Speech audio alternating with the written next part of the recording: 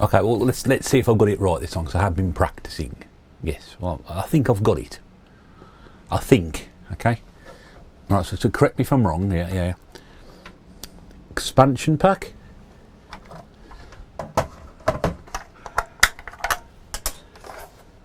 Jumper pack. Yep. Expansion pack. Jumper pack. Yeah, so I think I've got it now. Yeah. Okay. We'll agree to disagree. Some other exciting news. Gene, I think we need to take a telegram.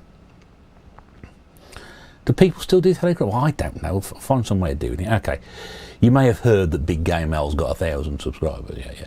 I have checked outside. Hell hasn't just frozen over or anything like that. So, take a telegram. Dear Big Game L, stop. Congrats on 1,000 subs. Stop. See you very soon. Stop. Love Retro Bear. Stop. P.S. Please, stop. Okay, so if you can send that out to him, that'd be great. Okay, well, I've got a video to do now. Yeah. Right, Birmingham Gaming Market video. Here we go.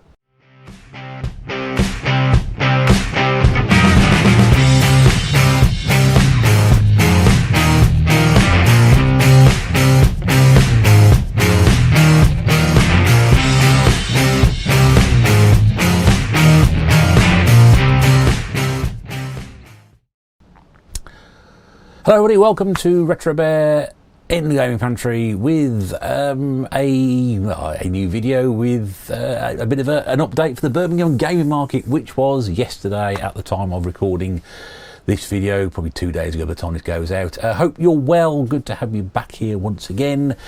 Enjoying the fine weather as I drop one part of the microphone onto the floor. We're off to a good start. So rather nice weather at the moment, and that's what we had yesterday, going to the gaming market at the brilliantly named Custard Factory in Digbeth in Birmingham. Great to see so many people there yesterday. It was absolutely rammed. So this will just be a quick sort of catch up there. Got the photographs and things in there, and just basically sort of give you a quick overview for what you may have missed. The Birmingham market's been going for about 4 years now. Started in 2019. Nothing in 2020. Was there one in 2021? I can't remember. Definitely 2 last year. There was one around this time last year, I think it was. There's another one at the end of last year, which is December. And so it's maybe the 4th or 5th one, I'm not quite sure, but it was definitely very much at home. It's placed in the Custard Factory as opposed to the cafeteria around the corner in the college where it first started. And just great to see so many people. I meet a couple of people for a new time. Yeah, met a couple of people the first time. Reacquainted myself with others. Great to welcome back old friends. As most of you know, I live not far away from Birmingham, so it's a good central spot for people to come and drop anchor and decide to go in on the train, which is a much easier way of doing it. Although we could have taken a car in this time, but I didn't think it was particularly fair. It's much easier. Just drive to the station, jump on the train, walk down, bit of exercise. Blimey, a bit of exercise. I tell you something, my legs were absolutely in agony by the end of it. So what happened? So we had Gennardino Plays. My good friend Rob from TMB came up with Big Game Al. Yeah, good old Big Game Al. Drove Rob up, come to pick us up. We were joined by Paul, the Ink Northerner, as well. And fantastic this time. Mrs. Bear came along with us as well. Usually she doesn't bother, but she was really interested in coming this time. And she's never been to a gaming market before. Mrs. Bear doesn't like going game hunting like I used to do, because as far as she says, it's just like going shopping for boxes. So she did the the Crash event last year. I didn't say that. Zap's later on this year. Crash was last year. She did the Crash event, which was more like an expo at Walsall Bescott Stadium last year. This is her first full-fledged gaming market, so it was great to have her along as well. And she's part of the gang anyway, isn't she? I mean, everybody knows. The retrorepairbear.co.uk, for those of you who don't know, my better half. And everybody knows Mrs. Bear. It was nice for her to get out and actually meet some people she hasn't seen before as well, so that was good. So we got there. We got to Birmingham. We got to Birmingham at 10:10. Entry was 11 o'clock, so we would have been there really early. Had Rob decided they hadn't got any money, we were going to find a cash point, which had we done that bit first might have been saved a bit of time. But anyway, we got down there, about half an hour to queue to get in. Got in just after 11 o'clock. And one thing it's always fun about these things is I buy the early bird ticket and I spend pretty much maybe the entire time, or at least 75% of the time, talking to people who I happen to see in there. I do very, very little browsing or shopping in the first hour. It's more like social time to see who's there. You sort of look around and see, oh, so-and-so store, and so oh, I can see so-and-so over there, and then you end up talking to people, so it's great. Apologies if I miss anybody out. I'm hoping I don't miss anybody at all. People I spoke to, Jay, Cybersnake7, good to see Jay again. I first met Jay at the first game in Birmingham Gaming Market in 2019. Saw him last year at Hidden Chest, good to see him again. Craig's here again, not stalling out. I didn't actually speak to him, but I did see him. He was stalling out last time, he wasn't this time. I think he was a bit late on trying to get a table, which is unusual because I'll talk about that in a second. Nice to see him. Daz Code Jones Deloro, I never met him before, but he shook my hand, introduced himself. Nice to meet him for the first time. That was good. Callum, the Retro Ghetto. I met Callum 3 or 4 times. Probably the first time I've actually had a decent conversation with him. Bumped into him at Nick's Vintage Gamer before now. I've seen him on the odd occasion as well. I think I might have seen him in Birmingham before, I don't know. But yeah, nice to have a good long chat. I probably saw him more than anybody else actually, knocking around. It was good to see him there. James, Retro Import Gamer. Good to always see James. He was there doing a bit of a... I don't know what he bought. He bought a few things. I'm sure we'll do a video at some point. Let's have trying to remember walking around. I'm going to forget somebody. I know I am. So let's try and remember who's stalling out. So Jimmy Retro. I saw Jimmy at the Black Country Gaming Market last February, wasn't it? I think it was. Always good to see Jimmy. I had a quick word with him there. Tootie, good to see Stu stalling out with his new partner in, I say crime, that sounds a bit, his new partner in game trading events. Darren McGowan, which was, McGowan, I can't remember Darren. Anyway, good to meet him for the first time. We'll see more of him a bit later. We'll see more of the pair of them at some point. Eddie Rollercore and Dylan Hyper Trigger X, using their trade names. Didn't have too much chance to have a chat with them this time, but I had a quick catch up with Eddie, and nice to see those two again. Might have been Eddie's last stalling out. I think he was saying that he's done much what he wants to do. Dana, Ant, and Liam from Hidden Chest. Actually, all 3 of them in a row, like Rose Gallery, lined up. So good to see those 3.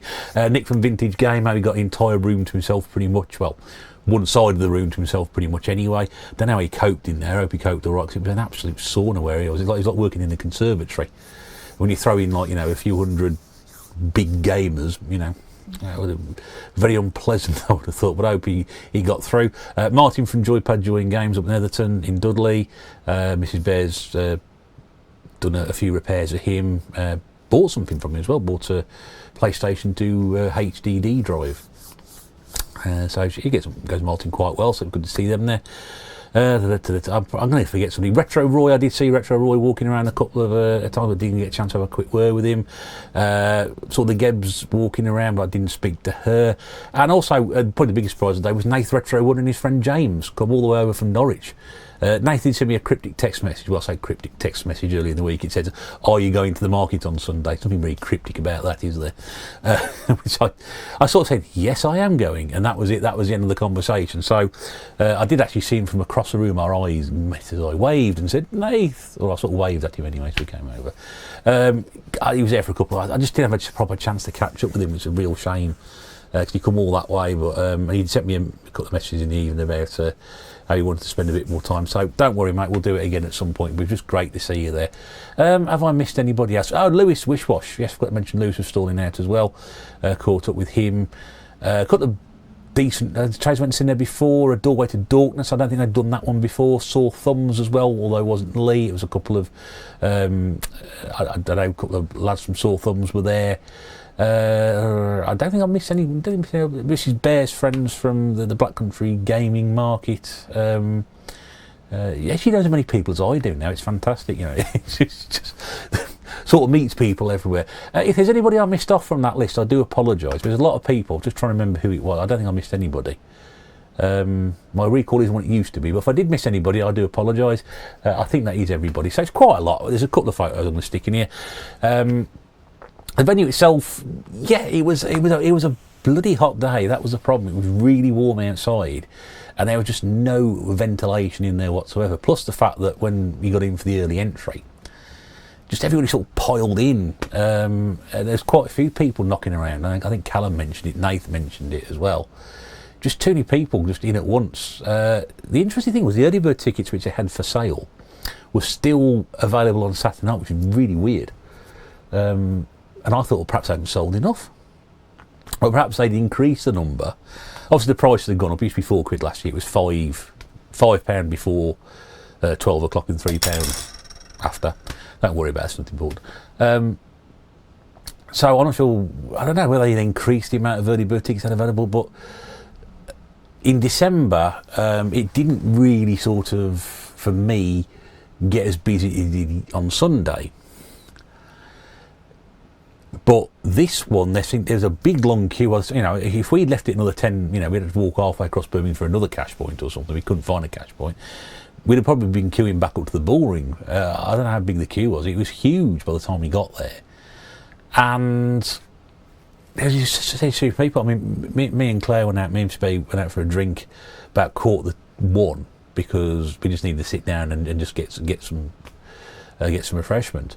We popped next door to the bar, which I'll stick a picture in here. This is me sat in the bar, looking very swish. I didn't actually. I thought she'd take the photograph of me and superimpose it on something, but that is me actually sat. Arcade bar next door. We buy tokens at the thing. They got loads of arcade games in there. Like Time Crisis, Guitar Hero, Turtles, Simpsons, Mortal Kombat, Killer Instinct, a couple of classic games, Bubble Bobble from my old mate John. Loads of things in there, but we had to sit down and a bit of a drink in there. And then we came back out about 1:15, and there were still people coming in, although the queue had probably slowed down at that point.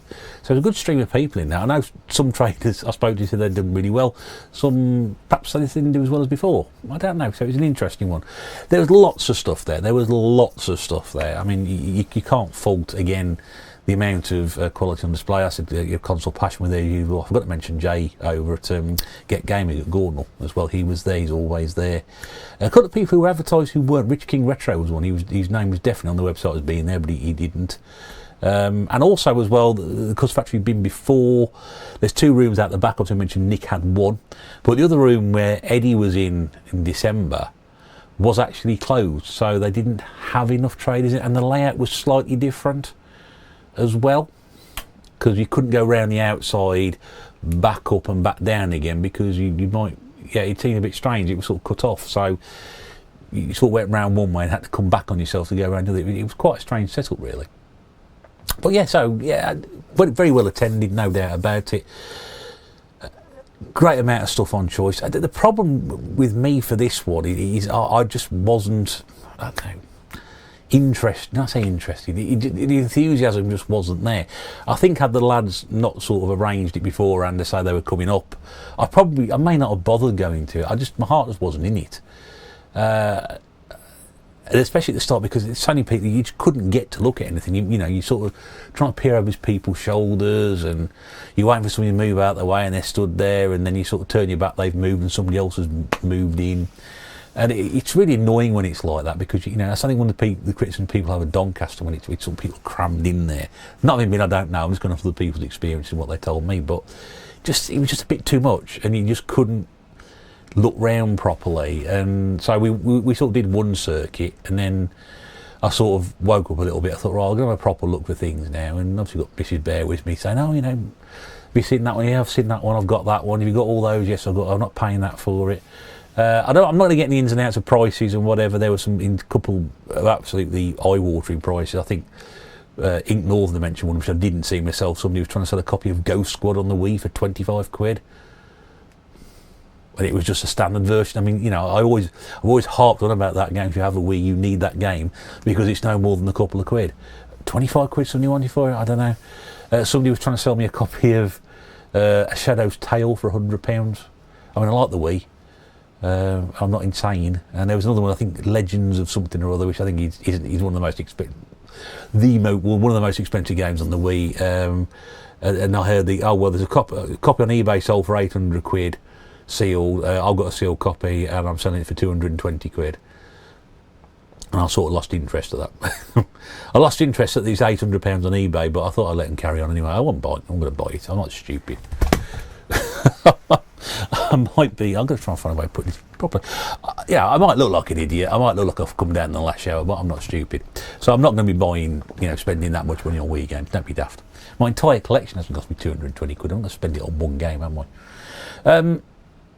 So yeah, I just look at my system stuff, and there was odd bits which I saw, but they were all, again, either missing manuals or hang tabs, and I just wasn't feeling it. I just wasn't in the mood. The only thing I was really looking for if I was to put my finger on something, I have Super Star Wars on the Super Nintendo. Not a bad copy, pretty good copy, I think.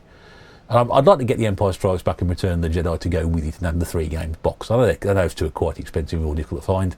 So loads of copies of Super Star Wars. Very pleased to see most of them are selling for a lot more than what I paid for it. But at the same time, I couldn't find the ones I wanted.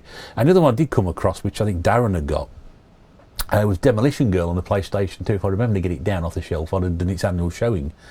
A game I bought off Amazon for about £3, sort of 4 or 5 years ago, when Amazon still had a marketplace. And I think Darren was selling this copy sealed like mine for about 50 quid, and I thought, well, I ain't done too bad out of that.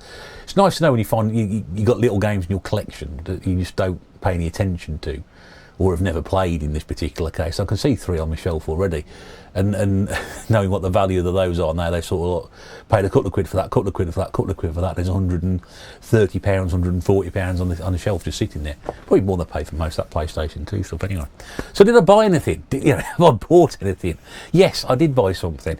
And to be fair, it's something that I've actually mentioned before that I would like. But when it first announced, I thought, I'm not paying that for it. And very pleased to say that I got it for an absolutely belting price. It was ticketed at a different price. I got it from Darren. He was in his first show. He got some fantastic PlayStation 2 games. Me and Nath were going through his stuff, and he got some absolutely top tier titles, absolutely. And he sold quite a few of them as well. So I think he did all right. He just sold, as I got there, the Mega Drive 2 Mini, which was of course the Amazon exclusive. Which again I balked at the price when it came out. I thought, well, why is that more expensive than the Mega Drive Mini when that came out? Why is the Mega Drive 2 one more expensive? I didn't even bother going down the pre-order list with that. And of course now it's sold out, it's very difficult to get hold of. But the one thing I did get, and it was a big ticket item, I won't tell you how much I paid for it, because like I said, Darren knocked off his ticket price. As far as I'm concerned, that's a deal between friends or associates or people we know, and I don't reveal that. It's not right to do so. Well, I did get this, which was, and I think possibly maybe, unless I ever find the Neo Geo Mini, the last Mini I'm probably going to get. And it's this one, which is the A500 Mini. Not the Amiga, oh no, it's the A500 Mini, yes. Don't get that wrong. You'll notice, because although it's got everything about it which looks like an Amiga, it just doesn't have the Commodore logo there. You see, it's got, I think it's the Retro Games logo or something, I don't know. But that's what it is, so I picked that up. Now the great thing about this is not only did I get it for an absolute cracking price, usually the word steal there, now cracking price is the right word for it. This also comes with a memory card, I think it's 32 gig, preloaded with a load of games. Now, many years ago, pre-lockdown, probably early part of 2020, I got the Mini NES second hand for 30 quid. And to my horror, it had been flashed with somebody who hadn't got absolutely no idea what they were doing. Uploaded a load of ROMs, half of them don't bloody work. And I must try and find out how to reverse engineer that. I know some people said at the time you can reverse engineer it, but I sort of gave up the ghost on that one. And I wanted that to be look as it was. I've got the ROMs elsewhere. I don't need that one flashing. This one here, because even though I've got a 500, a proper 500 and a proper 1200, there's always the fear that they're going to break down, and it needs Mrs. Bear to give them a proper service. This sort of satisfies that, because I know if there's 32 gigs worth of games onto this, or a memory card with 32 gig of stuff on it, I know there's going to be plenty of enjoyment on there. Plus the fact it's HDMI, so I can run it through the telly when it works. I turn it on. I can put the caption device through it as well. Fantastic. It comes with the tank mouse, and it comes with the, not sure to be judged just yet, CD32-ish joypad. I don't know. I've never been very happy playing Amiga games with the joypad, I have to be honest. I don't think it's one of my things I want to do. I want to play it with a joystick. And it came, obviously, there were 25 games. This is one of the reasons I didn't buy it when it came out, because as far as I'm concerned, and I looked at these this morning again, and there's probably about 5 games on here that I would realistically play. Stunt Car Racer, because I had that when I was there. When I was younger. Speedball 2, which is I had when I was younger. Where we Kick Off 2, which I've still got, which is up there, just behind there. You can't see it there, just there. We can't see it. Just above that. Arcade Pool, because I also had that, and I think probably the Chaos Engine, because I never actually had it or wanted to play it. I had California Games, but I never really got. No, Alien Breeder had it all, which that's just fair good. Going for 6 maybe. And it's got Super Bores 2, sorry, Super Cars 2, which is, you know, I need to revisit that. But there's a lot of other stuff in there I wouldn't play. And again, it looks, at the time when I saw it, it's like, well, 25, you know, not very inspiring games. You know, Zool drastically overrated. I was never, you know, got Pinball Dreams. I'm never a fan of Pinball Dreams. What else we got? Cadaver. You know, not the Ultimate Adventure. It's not my 3D adventure. Not my sort of thing. Paradroid 90. It's a remake or a follow-on from the original game. The only one that really interested me at the time, and I think it was really strange, was the fact you can't say the Lost Patrol. Okay, which is an ocean game. It's the only ocean game on here, and it seems like a really obscure title to stick on it. But anyway, so I had reservations about paying 120 quid when it came out. The price I got it for yesterday was right smack bang in the range. I'll be very happy to do that. And I know I'm probably going to actually sit down and use this. And as I said, everything comes in beautifully complete, really nice condition. He's looked after this brilliantly. And I can't wait to see what's on that SD card. I will do a follow-up video and actually play through some stuff, play some bits and pieces, because, you know, this is my youth. I mean, you know, my dear old friend John gave me a load of backups a couple of years back. I've got so many backup Amiga discs, he's got an entire cupboard of them, which I should keep hold of anyway. I'll put that down because my arm's dirty. Which I should still keep hold of, but it's nice to have that, because I can just plug that in there, put it on there, run it through the capture device if I want to play some games and capture some stuff, some cheap videos. It's a good way of doing it. But Darren, thanks very much indeed for that. I saw it, I went for that drink, and I come back and it had gone from where it was on the shelf, and I thought, I've missed it. But no, it had been moved down, it was still there. So really pleased to have that. Maybe perhaps next time I'll be a bit more, you know, think about it. But, you know, I'm so far behind my list. I know a lot of my lists aren't up to date. And it would be silly just to try and, you know, buy stuff for the sake of buying stuff. That's what I didn't want to do. I mean, you know, that was a fair old outlay. I didn't really want to spend as much as that. I deliberately didn't get a lot of money out, but I thought, you know, again, I know I think brand new, it's dropped about 90 quid now. I did check the price when I got home yesterday. It's still quite expensive. And I know Nick at Vintage Gamer had one which he was still asking over 100 quid for a few weeks back, which I didn't really pursue. So, great stuff. Again, Darren, thank you very much indeed. And thanks once again to everybody who I met yesterday for the first time, or the second time, or the fifth time, or whatever. It was just great to see everybody. Hopefully it won't be too long before we get a chance to meet up again. I don't know what event I'm going to go to next. I haven't really thought about it. I know James Eats Much More's got an event coming up in Nottingham in July. That seems quite reasonable. Certainly I know there's one in Norwich, which is, I'm not even going to contemplate going to Norwich because it's just too far away. It's a nightmare to get through. I know Nath made the journey up here yesterday, but we're just not going to try and attempt to do that. It's just too far to go. And probably coming middle of June as well, not the best time, or the end of June, not the best time for me really. And I noticed yesterday, certainly walking around, spending all day on my feet, it'd be nice to take an extra day off work after one of these now. Getting old, brother. I can't stand it. Anyway. So I know not a lot of pickups, a lot of waffle, a lot of shit, but there we go. I hope you enjoyed that. That thing there is, if you want to do that, that's entirely up to you. Feel free. It's your freedom of choice. If you'd like to subscribe, comment, tick the bell, be much appreciated. It makes me feel a lot happier about things. And there we go. And I'll do a follow up when I get this plugged in, probably later on in the week. Got the bank holiday weekend coming up, so ideal time to do it, I would have thought.